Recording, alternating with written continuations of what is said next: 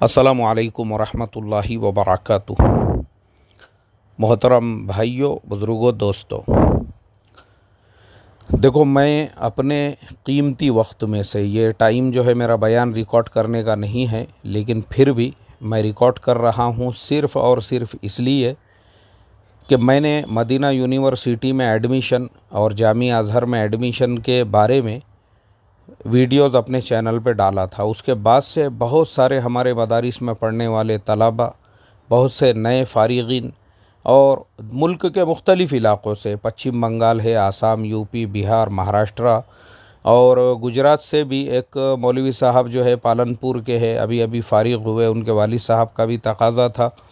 ऐसे हमारे जो नए फ़ारिग़ीन हैं वो माशाअल्लाह उनको एक हमारे उन वीडियो से जो है एक हौसला मिला, हिम्मत मिली कि भाई हम भी बाहर जाके पढ़ सकते हैं। तो मुझे भी बड़ी खुशी हुई और इसीलिए अभी मेरा वर्किंग का टाइम है, लेकिन फिर भी मैंने जो है ये ऑडियो रिकॉर्ड करके मैं बोला इसी का वीडियो बना के डाल देंगे चैनल पे, ताकि आप तमाम लोगों की को जो है ना नई इन्फॉर्मेशन मिल सके और मुझे खुशी होंगी माशाअल्लाह। हमारे ऐसे जो बच्चे हैं जिनके अंदर जोश है, जज्बा है, बाहर मुल्कों में जाके पढ़ने का, जो पढ़ना चाहते हैं, वैसों को गाइड करने में, वैसों की रहबरी करने में मुझे भी खुशी होंगी अल्हम्दुलिल्लाह कि मेरे ज़रिए से आपकी सही रहबरी हो रही है। देखो, क्योंकि मसला ये है हमारे इंडिया के जो जो हमारी इंडिया की सनदें हैं, चंद ऐसे इदारे हैं जिनकी सनदों को इंटरनेशनल लेवल पे पहचाना जाता है, जैसे नदवतुल उलमा लखनऊ है, उसके अलावा कुछ अहले हदीस इदारे हैं। इन इदारों के अलावा बाकी अगर आप हमारे यहाँ के चाहे कितने भी बड़े इदारे हो, उनकी सनद को दुनिया में कोई नहीं पहचानता। उनको कौन पहचानता है? इंडिया, पाकिस्तान, बांग्लादेश से जाकर बाहर मुल्कों में जिन्होंने अपनी झोपड़पट्टियाँ बसाई हुई है, वही झोपड़पट्टी वाले जो है अपने इंडिया के कुछ इदारों की सनदों को पहचानते हैं। उसके अलावा अरब मुल्कों में, उसके अलावा बाकी दुनिया के मुल्कों के अंदर सिर्फ़ नदवतुल उलमा है। और उसके अलावा नदवा को भी अरब कुछ ऐसे मुल्कों के अंदर जहाँ पे हज़रत मौलाना सैयद अबुल हसन अली मियाँ नदवी रहमतुल्लाह अलैह ने अपनी ज़िंदगी में अपनी एक पहचान बनाए थे, अपने किताबों के ज़रिए से, उनके नाम की वजह से जो है जाना जाता है। उसके अलावा जो है ना, उसके अलावा आपके भारत क्या, कौन सा इदारा क्या है क्या नहीं है, किसको कुछ नहीं मालूम है। उसका एक रीज़न भी है, उसका एक रीज़न ये भी है कि हमारे यहाँ पे बहुत सारे इदारों में जो तालीम दी जाती है, तो निसाब ऐसे बनाए गए हैं कि पढ़ने वाला हमारा बंधुआ मज़दूर रहे, ज़हनी ग़ुलाम बनकर रहे और वो क़ब्र में जाने तक इस्लाम की खिदमत करने की बजाय अपने मसलक की, अपने जो है अकाबिर की वो तस्बीह और उनकी जो है तहमीद करता रहे और पूरी ज़िंदगी उसी में गुजार दे। तो वो इस्लाम का खादिम बनने की बजाय अपने अकाबिर का खादिम और अपने मसलक का खादिम जब बन के निकलता है, उसकी नफ्सियाती कंजस्टेड होती है, वो कुएं का मेंढक होता है। इसके लिए उसको जो है दुनिया में कहीं कबूल नहीं किया जाता है। तो इसके लिए अगर आप जामिया अज़हर की सनद लेते हो, मदीना यूनिवर्सिटी, इन दोनों के अलावा भी मक्कतुल मुकर्रमा में जामिया उम्मुल क़ुरा है, ऐसे ही मदीना मुनव्वरा में जामिया तय्यबा भी है और भी बहुत सारे इदारे हैं, दीगर अरब मुल्कों में भी है। यानी जामिया अज़हर और मदीना यूनिवर्सिटी के अलावा भी आप अगर पढ़ना चाहते हैं तो भी आपके लिए जो है माशाअल्लाह और भी मुल्कों के अंदर ऐसे तालीमी मौक़े हैं जिनकी सनदों को पूरी दुनिया में जाना जाता है। यानी अगर आपने वहाँ पे तालीम हासिल की है और वहाँ की सनद आपके पास में है, जामिया अज़हर की या मदीना यूनिवर्सिटी या जामिया तय्यबा की या जामिया उम्मुल क़ुरा की, उनको पूरी दुनिया जानती है। तो इसके लिए हमारे वो तमाम नौजवान तलबा जो बाहर मुल्कों में जाना चाहते हैं, पढ़ना चाहते हैं, देखो मैं आज आपको कुछ अहम बातें बताता हूँ। आपको पैसा ख़र्च करने की ज़रूरत नहीं है। अगर आपका एडमिशन होता है तो यूनिवर्सिटी ख़ुद आपको टिकट देती है, यूनिवर्सिटी ख़ुद आपको ख़र्चा देती है, आपको स्कॉलरशिप देती है, आपको हर महीने जो है वजीफ़ा देती है। इतना वजीफ़ा देती है कि वहाँ तो आपको खाना पीना रहना वगैरह फ्री में है, कपड़े वगैरह। आप वो वजीफ़े में से आधे पैसे इंडिया में अपने माँ बाप को भेज सकते हो, यहाँ तक कि इतना वजीफ़ा आपको वहाँ पे मिलता है। तो अभी जो है हम पहले शुरुआत करेंगे मदीना यूनिवर्सिटी से। तो मदीना यूनिवर्सिटी अगर आप जाना चाहते हैं तो मदीना यूनिवर्सिटी हर साल जो है उनका एक रजिस्ट्रेशन का टाइम होता है और उसकी एक तारीख़ होती है। वो जब तारीख़ आती है तो उस तारीख़ के टाइम पे, यानी जैसे अभी जून आने वाला है तो ख़ुसूसन जून जुलाई के अंदर उनकी तारीख़ें होती है। तो ये अब आपको याद रखना है, आपने रोज़ाना उनकी वेबसाइट के ऊपर जाना है और उसे चेक करना है कि बाहर के जो तलबा है उनके एडमिशन के लिए मदीना यूनिवर्सिटी का रजिस्ट्रेशन कब ओपन हो रहा है। मदीना यूनिवर्सिटी में दो तरह की तालीम होती है, एक तो दुनियावी तालीम होती है, दूसरे हमारी इस्लामी तालीम होती है। दोनों तालीमों का भी तरीक़ाकार ऐसा है कि इस्लामी तालीम अगर आपको हासिल करना है तो दोनों के लिए, यानी एक तो हमारे जो दीनी मदारिस के तलबा है उनके लिए, और दूसरे जो कॉलेजेस वग़ैरह में पढ़े हुए ग्रेजुएशन किए हुए बच्चे हैं अगर वो भी पढ़ना चाहते हैं इस्लामी तालीम तो वो भी पढ़ सकते हैं। उसका तरीक़ा ये है कि सबसे पहले जो है वो आपका एक सलाहियती अहलियती इम्तिहान लेते हैं, उसके लिए आपको रजिस्ट्रेशन करना होता है। तो मदीना यूनिवर्सिटी में सबसे पहले तो अगर आपको अरबी ज़ुबान आती है तो आप डायरेक्ट वहाँ के 4-4 साल के कोर्सेस हैं, वो किसी भी के अंदर भी जो है ना तखस्सुस फिल हदीस, तखस्सुस फिल तफसीर, तखस्सुस फिल फ़िक़्ह, ऐसा आप किसी में भी एडमिशन ले सकते हैं, दाखिला ले सकते हैं और उसमें आप पढ़ सकते हैं।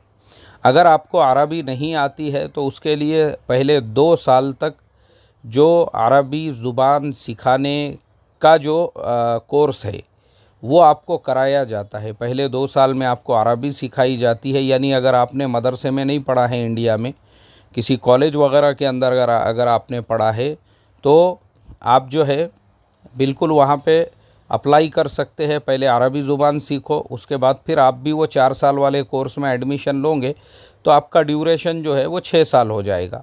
अच्छा, मदीना यूनिवर्सिटी में आपको क्या फ़ैसिलिटीज़ मिलती है? आपको रिहाइश फ्री रहती है, खाना वहाँ पे मुफ्त में होता है, वहाँ पे जो है आपके लिए कपड़े धोकर और कपड़ों की अस्तरी करके आपको दी जाती है। इसी तरह से जो है आपको वजीफ़ा दिया जाता है हर महीने पाबंदी से, और साल में एक मरतबा आपको रिटर्न टिकट दिया जाता है। आप अपने घर आ सकते हो, छुट्टियों में रह सकते हो, वापस जा सकते हो। ये पूरी ज़िम्मेदारी यूनिवर्सिटी की होती है। अगर आपका स्कॉलरशिप, यानी अगर आपका रजिस्ट्रेशन के बाद इम्तिहान आप देते हो, उसके बाद उसका रिज़ल्ट आता है, पूरी लिस्ट निकलती है किन किन लोगों का एडमिशन हो गया। मान लो अगर आपका नंबर लग जाता है, आपका एडमिशन हो जाता है तो आपके फिर वारे नियारे हैं, माशाअल्लाह। फ़रागत हो गई वहाँ से मदीना यूनिवर्सिटी से, तो फ़रागत से पहले ही मदीना यूनिवर्सिटी के अंदर दुनिया भर के तकाज़े आए हुए होते हैं कि भाई हमको जो है फ़लाने मुल्क की फ़लानी यूनिवर्सिटी के लिए 2 उस्ताद चाहिए, 2 मुअल्लिम चाहिए, हमको जो है यानी किस फैकल्टी के लिए चाहिए। यानी आपकी फ़रागत से पहले ही आपके लिए जो है वहाँ पे मौक़े भी होते हैं। मतलब आप एक बादशाह की तरह से मदीना यूनिवर्सिटी में, मान लो अगर आपका दाखिला हो गया तो उसके बाद में आपकी ज़िंदगी एक बादशाह के जैसी है। आपका जो है फ़रागत, जैसे ही फ़रागत हो गई उसके फ़ौरन बाद आप मुअल्लिम भी बन गए, वो भी दुनिया के किसी बड़े इदारे के अंदर, या कहीं पे इमामत के लिए या जो खिताबत के लिए। और वहाँ के इमाम और ख़तीब हमारे यहाँ के जैसे नहीं होते हैं जिनके बारे में अल्लामा इक़बाल ने कहा है कि 2 रकात के इमाम, वैसी इमामत नहीं है वहाँ पे। वैसी इमामत नहीं है कि उसके लिए जो है 10-10 रुपये हर घर से भीख मांग के जमा की जा रही है। वैसी इमामत नहीं है कि 2-2 3-3 महीने इमाम साहब की तनख्वाह नहीं हुई है, सदर बोल रहा है मैं भीख मांगने निकला था लेकिन कटोरे में ज़्यादा खैरात नहीं आई है तो तनख्वाह का इंतज़ाम नहीं हुआ। वैसी इमामत नहीं है कि ख़ुद इमाम साहब को बुक लेके जो है भीख मांगते फिरना पड़ रहा है, घर घर जाके के 10-10 रुपये दो, ये महीने के 10 रुपये आपने नहीं दिए, वो महीने के 10 रुपये आपके बाकी है। वो टाइप की इमामत नहीं, बल्कि आपको मदीना यूनिवर्सिटी से आप जा रहे हैं दुनिया के मुल्कों में, तो वो दुनिया के बाकी मुल्कों में मस्जिदों का निज़ाम हुकूमतों के अंडर में होता है। आपकी बेहतरीन जो है 1-1.5 लाख रुपये इंडिया के हिसाब से वहाँ पे तनख्वाह होती है। आपको गाड़ी दी जाती है, आपको बाज़ाब्ता मकान बोले तो बंगला दिया जाता है, आपके बच्चों की तालीम तरबियत सारी मुफ्त में होती है। आपको उसके अलावा फिर गवर्नमेंट की तरफ से और आपको मुराआत होती है, और हर नमाज़ों के इमाम अलग होते हैं, जहरी नमाज़ों के लिए अलग, सिर्री नमाज़ों के लिए अलग। बस आपकी उतनी ही ज़िम्मेदारी है, उसके अलावा आपको कुछ नहीं करना है। जुमा के लिए खिताबत के लिए नंबर लगता है आपको, तो आपको सिर्फ़ हफ़्ते में एक मरतबा बस जुमा की नमाज़ पढ़ाना है। इस तरह की इमामतों के तकाज़े वहाँ पे होते हैं दुनिया भर से। आप किसी भी दुनिया के मुल्क में गए, फिर वहाँ अगर आप 2-4 साल रहे तो वहाँ पे आपको वहाँ की सिटीज़नशिप मिल गई, माशाअल्लाह उस मुल्क के अंदर जो है आपको वहाँ का पासपोर्ट, वहाँ का, यानी आप यहाँ की झोपड़पट्टी से चले गए, लाइफ सेट हो गई आपकी, आप अपने माँ बाप को वहाँ पे बुला सकते, आराम इत्मीनान की ज़िंदगी गुजार सकते। ऐसे ही तदरीस के लिए दुनिया भर की जो बड़ी बड़ी यूनिवर्सिटीज़ है वहाँ के तकाज़े आपकी फ़रागत से पहले वहाँ पे होते हैं। कहीं पे भी आपको प्रोफेसर और आपका लेक्चरर बोल के अपॉइंटमेंट हो गया तो दुनिया की नामवर यूनिवर्सिटीज़ के आप जो है प्रोफेसर, आप लेक्चरर बने हुए हैं, 2-3 लाख रुपये आपको तनख्वाह मिल रही है, जीएमसी आपके पास में कार है, आप मस्त एकदम आराम से इत्मीनान से अपनी ज़िंदगी गुजार रहे हो। तो देखो, एक तो ऐसी ज़िंदगी है, और फिर वही, नहीं तो अगर आपको सुस्ती काहिली करोगे आप तो फिर वही है। देखो, इंडिया में मैं देखता हूँ यहाँ पे जो है मदारिस के शेखुल हदीस है, मोहतमिम है, वो भी रमज़ान के महीने में बुक लेके घूम रहे हैं बेचारे, उनका कोई पुरसान हाल नहीं है, गर्मी की शिद्दत है। और कई लोगों को मैं सालों से देखता हूँ, सालों से, हर साल जैसे ही रमज़ान आता है ना उनको अपने बच्चों के साथ में इफ़्तार करने का मौका मिलता है, ना सहर करने का। सालों से उनकी सहर और इफ़्तार जो है, कहीं पे किसी ने फ्री में सहर का इंतज़ाम कर दिया तो वहाँ सहर हो रही है, आज ये मस्जिद में इफ़्तार तो कल वो मस्जिद में, बुक लेके घूम रहे हैं बेचारे। तो आपको अपना फ्यूचर तय करना है, आपको इस तरह से बुक लेकर घूमना है, दर बदर की ठोकरें खाना है, मस्जिद मस्जिद जाके ऐलान करना है, रुमाल बिछा के बैठना है, क्या करना है आपको? एक तो वो है और दूसरे ये है। इस तरह से जो है ना, बादशाहों के जैसी ज़िंदगी है आपके लिए। अगर ऐसी ज़िंदगी आपको चाहिए, फ़ौरन अप्लाई कीजिए, मदीना यूनिवर्सिटी की वेबसाइट पे जाइए। मदीना यूनिवर्सिटी के अलावा भी मैंने जो बताया ना, जामिया तय्यबा है, जामिया उम्मुल कुरा है, उसके अलावा शाह फैसल यूनिवर्सिटी है, उसके अलावा और भी यूनिवर्सिटियां हैं सऊदी अरबिया के अंदर। उसके अलावा भी दीगर अरब मुल्कों में भी है। अब मिस्र में हम आते हैं जामिया अज़हर के अंदर, तो जामिया अज़हर के अंदर 2 तरह के तालीमी निज़ाम चलते हैं, क्योंकि जामिया अज़हर पूरे दुनिया की सबसे बड़ी यूनिवर्सिटी है। मदीना यूनिवर्सिटी से भी बड़ी जो है जामिया अज़हर है। जामिया अज़हर का सिस्टम इस तरह से है कि वहाँ पर एक तो बहुत सारे जो मदारिस है, जैसे हमारे इंडिया की एक मदारिस की पूरी फ़हरिस्त है जो जामिया अज़हर के मातहती में चलते हैं, यानी बहुत से इदारे हैं उनके। ऐसे ही पड़ोस के मुल्क यानी पाकिस्तान, बांग्लादेश वगैरह, ये सारे मुल्कों में भी उनके मदारिस चलते हैं जामिया अज़हर के तहत में। तो वहाँ के जो पढ़ने वाले तलबा है उन लोगों को टेंशन लेने की ज़रूरत नहीं, उनके ख़ुद मदरसे के अंदर फॉर्म आ जाते हैं, बच्चे वो भर सकते हैं जामिया अज़हर का, और फिर उसके बाद उनके चांसेस होते हैं नंबर लगने के। मान लो अगर आपका वो मदरसा जहाँ से आपने फ़रागत हासिल की है और वो मदरसा जामिया अज़हर के अंडर में नहीं आता है, तो भी कोई टेंशन लेने की ज़रूरत नहीं है। अगर वो आता भी है, और अगर आपके साथ में पॉलिटिक्स और सियासत, क्योंकि ये हमारे मदरसों में बहुत ज़्यादा चलती है कि अपना रिश्तेदार है तो उसका नंबर पहले लगाओ, अपने करीब वाला है तो उसका लगाओ। अब मेरे तुम्हारे जैसे हम जो गरीब लोग हैं, गांव खेड़े के रहने वाले, हम लोगों को पीछे रखा जाता है, क्योंकि हमारे साथ में बड़े बड़े नाम, बड़े बड़े ख़ानदान, बड़े बड़े अलक़ाब जुड़े हुए नहीं होते हैं। लेकिन जिनके साथ होते हैं उनको आगे बढ़ाया जाता है, अरे ये इसका फॉर्म आगे ले लो, बोले ये जो है माशाअल्लाह फ़लाने साहब का भतीजा है और फ़लाने का दामाद है और फ़लाने का बेटा है। तो हमारे जैसे जो लोग हैं, अल्लाह ताला जज़ाए खैर अता फ़रमाए इंटरनेट बनाने वालों को, उन्होंने हमारे लिए सबसे बड़ी सहूलत ये कर दी है कि मेरे तुम्हारे जैसे गांव के, खेड़े के, देहात के, गरीबों के भी जो बच्चे हैं ना, अब वो भी जामिया अज़हर, मदीना यूनिवर्सिटी, जामिया तय्यबा, जामिया उम्मुल कुरा, इस तरह के यूनिवर्सिटीज़ में ख़ुद अपने तौर पे ऑनलाइन जो है अप्लाई कर सकते हैं। अब हमारा करने का काम क्या है? हमारा करने का काम ये है, आप जामिया अज़हर की वेबसाइट पे जाइए, उनका भी सिस्टम ऐसे ही काम करता है। अगर आपका स्कॉलरशिप के अंदर एडमिशन हो जाता है, वहाँ पे भी ऐसे सारे कोर्सेस हैं, आपको तय करना है आपको वहाँ जाके क्या पढ़ना है, आपका इम्तिहान लेंगे, आपका एडमिशन हो गया तो आपको फिर स्कॉलरशिप के अंदर वहाँ पे एडमिशन मिल जाता है। आपको भी वहाँ पे हर महीने जो है आपको किताबों वगैरह के लिए पैसे दिए जाते हैं, उसके अलावा आपके कपड़े वगैरह और खाने पीने का इंतज़ाम वहाँ पे आपका हो जाता है। और साल में एक मरतबा वहाँ पे भी आपको टिकट दिया जाता है घर पे आने जाने के लिए और छुट्टियों के अंदर जो है गाँव आने के लिए। दूसरा जामिया अज़हर के अंदर दूसरा जो एडमिशन का तरीक़ा है वो ये है कि अगर आप ख़ुद पैसे वाले हैं माशाअल्लाह और आपको स्कॉलरशिप नहीं चाहिए तो आप साल में कभी भी जाकर, उसकी कोई तारीख़ नहीं है, फिर वो आपको ख़ुद को मिस्र का वीज़ा लेना पड़ेगा। और मिस्र के वीज़ा के बारे में भी मैं आपको बता दूं, मिस्र का वीज़ा बहुत ज़्यादा आसान है इंडियंस के लिए। खाली आपके पास प्रॉपर सारे पेपर होना चाहिए। बम्बई के अंदर में मिस्र का कॉन्सुलेट है इजिप्ट का, वहाँ पे आप सारे पेपर लेकर जाइए। पेपर क्या लगते हैं वो भी मैं आपको बता देता हूँ।